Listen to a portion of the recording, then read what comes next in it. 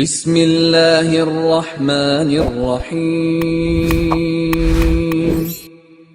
السلام علیکم ورحمۃ اللہ وبرکاتہ۔ الحمد للہ وکفی وسلام علی عبادہ الذین اصطفی، اما بعد۔ حاضرین و ناظرین، یہ درس حدیث نمبر 541 ہے اور آج کا عنوان ہے آزمائشیں مومن کے گناہوں کا کفارہ ہے۔ روایت سماعت کے لیے ترجمے کے بعد تشریح کی جائے گی۔ بسم اللہ الرحمن الرحیم۔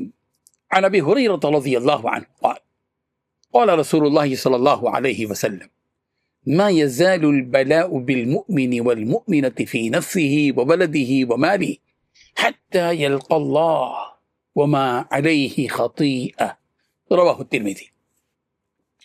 ترجمہ یوں ہے، حضرت ابو ہریرہ رضی اللہ عنہ سے روایت ہے، رسول رحمت صلی اللہ علیہ وسلم نے ارشاد فرمایا، مومن مرد اور مومن عورت پر اس کی جان، اولاد اور مال کے بارے میں آزمائشیں آتی رہتی ہیں، یہاں تک کہ وہ اللہ تعالیٰ سے اس حال میں ملاقات کرتا ہے کہ اس پر کوئی گناہ باقی نہیں رہتا۔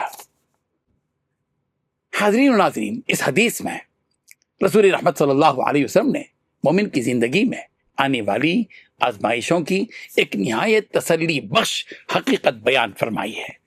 دنیا دارالامتحان ہے، امتحان کی جگہ ہے، اور یہاں ہر انسان کو کسی نہ کسی شکل میں مشکلات، پریشانیوں اور مصیبتوں کا سامنا کرنا پڑتا ہے، کبھی بیماری کی صورت میں، کبھی مالی تنگی کی شکل میں، کبھی اولاد کے مسائل کے ذریعے، اور کبھی دیگر آزمائشوں کے ذریعے اللہ تعالیٰ اپنے بندوں کو آزماتا ہے۔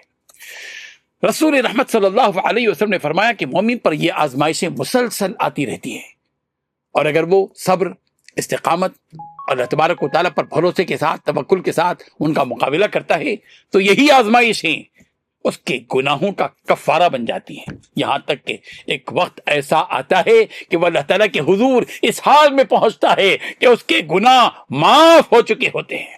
اللہ اکبر۔ اس حدیث سے معلوم ہوتا ہے کہ مومن کے لیے مصیبت ہمیشہ عذاب نہیں ہوتی، بلکہ اکثر اوقات رحمت اور تطہیر و پاکیزگی کا ذریعہ ہوتی ہے۔ بظاہر جو چیز تکلیف محسوس ہوتی ہے وہی اللہ تعالیٰ کے نزدیک بندے کے درجات کی بلندی اور گناہوں کی معافی کا سبب بنی رہی ہوتی ہے۔ اسی لیے اہل ایمان مصیبت کے وقت مایوس نہیں ہوتے، بلکہ اللہ تعالیٰ کی حکمت اور رحمت پر یقین رکھتے ہیں۔ رسول رحمت صلی اللہ علیہ وسلم نے اس حقیقت کی طرف بھی توجہ دلائی کہ آزمائش صرف انسان کی ذات تک محدود نہیں ہوتی، بلکہ اس کی اولاد اور مال میں بھی آ سکتی ہے۔ ایسے مواقع پر شکوہ اور ناشکری کی بجائے صبر، دعا، اللہ تبارک و تعالیٰ کی طرف رجوع اختیار کرنا چاہیے۔ یہی طرز عمل بندے کو اللہ تعالیٰ کے قریب کرتا ہے، اس کے درجات کو بلند کرتا ہے۔ یہ حدیث ہمیں یہ سبق دیتی ہے کہ زندگی کی مشکلات کو صرف پریشانی نہ سمجھا جائے، بلکہ انہیں اپنے گناہوں کی معافی، روحانی تربیت اور قرب الہی کا ذریعہ سمجھنا چاہیے۔ جو شخص صبر اور رضا کے ساتھ آزمائشوں کا سامنا کرتا ہے، اللہ تعالیٰ اس کے لیے آخرت میں عظیم اجر تیار فرماتا ہے۔